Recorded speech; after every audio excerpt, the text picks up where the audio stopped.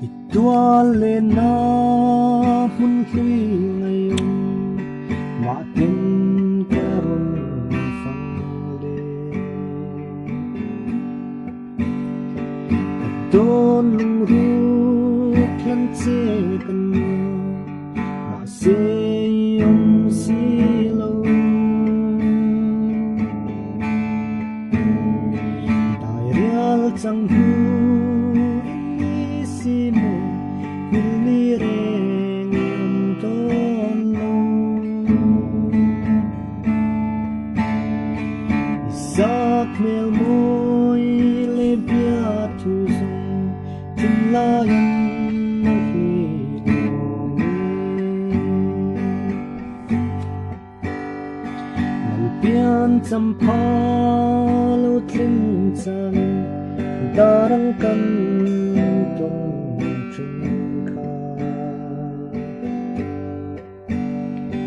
Tilbedu milung siati Miklan samring tri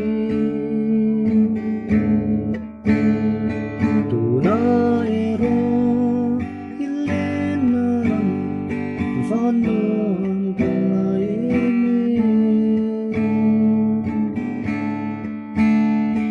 Isak melton lenik natin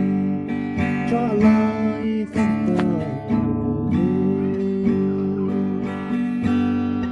Sufun nuam kan klen fe hun chua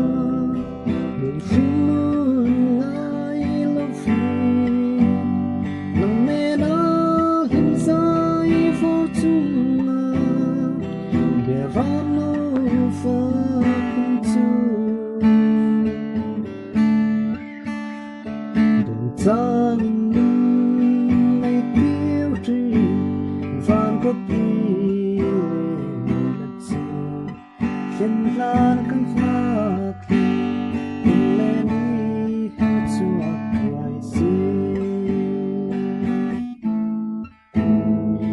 Valang runuan loy nika Arang kan fai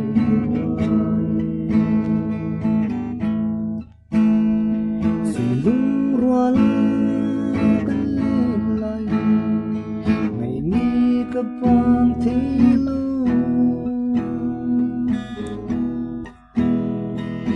Trang abile kanuani Singi dan tiay kirin Zaktuanan ng leleng dulang